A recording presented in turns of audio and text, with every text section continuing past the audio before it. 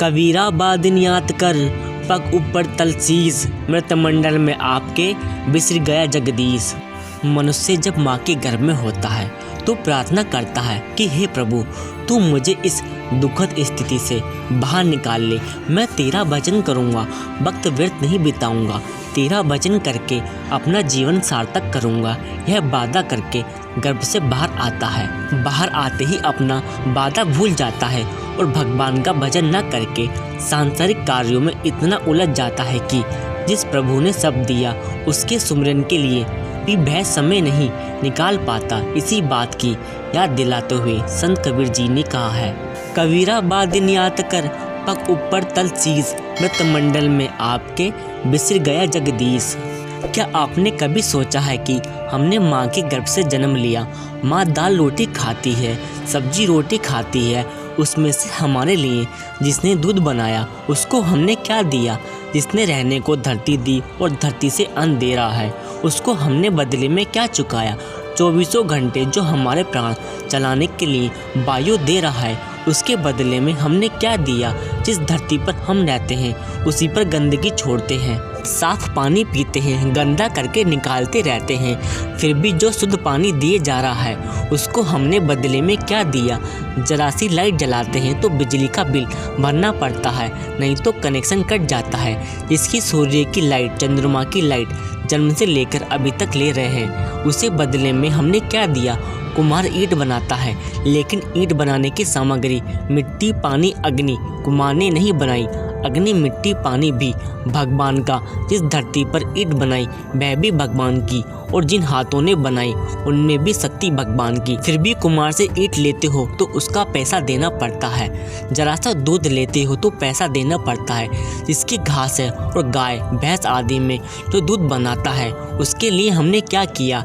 जिसकी मिट्टी है, अग्नि है, पानी है, जो हमारे लिए दिल की धड़कने चला रहा है, आँखों को देखने की, कानों को सुनने की, मन को सोचने की, बुद्धि को निर्णय करने की शक्ति दे रहा है। निर्णय बदल जाते हैं फिर भी जो बदले हुए निर्णय को जानने का ज्ञान दे रहा है वह परमात्मा हमारा है। मरने के बाद भी हमारे साथ रहता है। उसके लिए हमने क्या किया। जिस परमात्मा ने हमें इतना कुछ दिया उसे बदले में हमने क्या दिया। वो हमसे कुछ नहीं मांगता। उस परमात्मा ने हमें इतना कुछ दिया है तो हम 5 मिनट भी उस प्रभु को याद नहीं कर सकते। कुछ समय उस प्रभु की भक्ति में लगाइए। पता नहीं ये जीवन कब समाप्त हो जाए। ज़्यादा से ज़्यादा उस प्रभु को याद करें। कबीर आगे समझाते हैं कि इस शरीर रूपी पिंजरे से सदा के लिए छुटकारा पाने का कोई और दूसरा निश्चित तरीका नहीं है। यह बात रूढ़िवादी भले ही लगे और थोड़ा विचार करने पर स्पष्ट हो जाएगी। दुनिया में हम क्या लाते हैं। हमारे कर्म, हमारी इच्छाएं और हमारा मोह। हम कर्म करते हैं, अच्छी बुरी इच्छाएं रखते हैं और कर्मों के फल भुगतने और अधूरी इच्छाओं को पूरा करने के लिए हमें जन्म लेना पड़ता है। नेक और धार्मिक कर्म भी हमें मुक्ति नहीं दिला सकते। उनका फल हमें इस लोक या ऊपरी लोकों में मिलता है। लेकिन जब हमारे नेक कर्मों के फल समाप्त हो जाते हैं तब हमें वापस नीचे आना पड़ता है। इस जन्म मरण के चक्कर से मुक्ति नहीं है। हर मौत के बाद हमें धर्मराय को हिसाब देना पड़ता है और आत्मा को नया शरीर धारण करना पड़ता है। मृत्यु आने पर हम एक शरीर से छुटकारा पाकर अपने कर्मों और इच्छाओं के अनुसार दूसरे शरीर में प्रवेश करते हैं। जिस शरीर में हम रहते हैं वह परमात्मा का मंदिर भी है। मनुष्य शरीर ब्रह्मांड का छोटा प्रतिरूप है। इसके अंदर सचखंड या सतदेश तक सारे रूहानी मंडल हैं जहाँ परमात्मा का निवास है, लेकिन हमें इसका ज्ञान नहीं है। संत महात्मा हमें इस घर के अंदर उस घर का रास्ता दिखाते हैं और केवल उस राह की शुरुआत ही नहीं बल्कि उस पवित्र से पवित्र स्थान तक पहुंचने में हमारी मार्गदर्शक और मार्गरक्षक होते हैं। हमारा रूहानी सफ़र पैरों के तलुओं से शुरू होकर सिर की चोटी तक पूरा होता है। हमारी चेतना सारे शरीर में फैली हुई है और इसे धीरे धीरे तीसरे तिल पर एकाग्र करना है, जहाँ संतजन इसे शब्द के साथ जोड़ देना की विधि बताते हैं और तब ऊपर का सफर शुरू होता है। यह दिव्य संगीत सचखंड से निकलकर नीचे की ओर 5 रूहानी मंडलों में से होता हुआ तीसरे तिल पर टिक जाता है, जहाँ से यह हमारी मानसिक और आध्यात्मिक शक्ति को सहारा देकर हमारी संभाल करता है। यह दिव्य संगीत मन और माया के पार से आता है और अगर हम अपनी चेतना को इससे जोड़ दें तो यह हमें भी मन और माया के पार ले जाता है। इसलिए कबीर जी हमें प्रेरणा देते हैं कि हमें शब्द धुन की साधना करनी चाहिए ताकि यह हमें इस घर से उस घर ले जाए, इस दुख की घाटी से बचकर उस दिव्य स्थान तक पहुंचने का जहां परम सुख और आनंद है।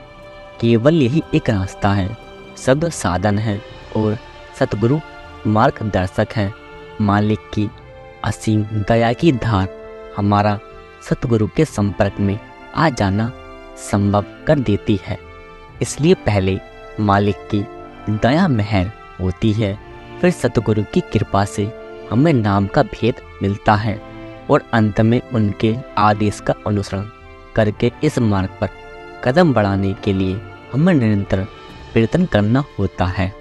शब्द की दिव्य धुन के साथ एक रस होकर उसे दृढ़ता से पकड़े रखना, केवल यही चाहिए, किसी और साधन की जरूरत नहीं है। जप तप करना, ग्रंथ पोथी पढ़ना, पूजा करना और भी बहुत कुछ है, सब नाम भक्ति में आ जाता है। हाथी के पाप में सबका पाप।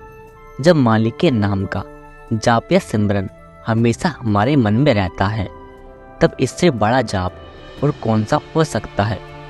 जब हम बिना किसी शर्त के अपने आप को मालिक की मुझ में रखकर अच्छे बुरे सुख दुख जो भी हो मालिक की इच्छा समझकर खुशी से स्वीकार करते हैं, उसके भाड़े में रहने की कोशिश करते हैं, इससे बड़ा तप कौन सा हो सकता है। जब संत सतगुरु के नूरी स्वरूप को हमेशा साथ लेकर घूमते हैं, इससे पवित्र पूजा और क्या हो सकती है। दिन रात जब हमारा ध्यान अंदर शब्द में लगा रहता है, इससे और उत्तम पाठ क्या हो सकता है। जब शब्द अभ्यास करके वैराग्य पैदा हो जाता है, तो इससे बड़ा त्याग और क्या हो सकता है। लेकिन गुलाब बिना कांटे के नहीं होता और कांटा है। भोग विलास की तृष्णा से लुभाया हमारा चंचल मन गंदे और हिलते हुए पानी में परछाई साफ नहीं दिखती, और जब तक हमारा मन और स्थिर नहीं होता, हम परमात्मा को नहीं देख सकते। नैतिक और बौद्धिक निष्ठा के द्वारा, सामाजिक या धार्मिक साधनों के द्वारा, धर्म ग्रंथ पढ़कर और कठोर आत्मशयम अपनाकर भी मन पूरी तरह निर्मल नहीं होता और ना ही भय नीच और खोटी इच्छाओं को न करने के लिए स्थायी रूप से मजबूत होता है। सांप तब तक ही शांत और हानि रहित होता है जब तक वह पिटारी में बंद है, लेकिन ना तो उसका गुस्सा जाता है और ना ही जहर। पिटारी का ढक्कन अगर किसी समय खुला रह जाए, सांप बाहर आकर डंक जरूर मारेगा, लेकिन यदि उसकी जहर की थैली ही निकाल दी जाए तो सांप नुकसान नहीं पहुंचा सकता। जिन अभ्यासों का जिक्र किया गया है, इनसे मन को कुछ हद तक वश में भले ही कर ले, परंतु उसके इंद्रियों के सुखों की ओर झुकाव का असल में दमन नहीं कर सकते। ये तो मानो सांप को सिर्फ रोका गया है, परंतु मारा नहीं गया है। संतजन मन की स्वाभाविक प्रकृति की जानकारी के आधार पर इस कठिन समस्या को हल करते हैं। मन की चंचलता पर तभी रोक लगती है जब यह दुनिया के सुखों से ऊंचा सुख यानी परम आनंद प्राप्त करता है, क्योंकि मन का मूल स्रोत एक त्रिकोटि है। उसका एक वस्तु से दूसरी वस्तु पर मंडराना ऐसा लगता है जैसे यह अपनी वही पुरानी परम आनंद और खुशी की अवस्था को ढूंढ रहा है। इसका आनंद यह पहले ले चुका है और अब इसे इंद्रियों का गुलाम बनकर उसे खो दिया है। कबीर जी ने हमारे सामने संत मत का सार रख दिया है और परमात्मा से मिलाप का अचूक और निश्चित मार्ग बता दिया है। अब यह हम पर निर्भर करता है कि इसे मानकर इस पर अमल करें।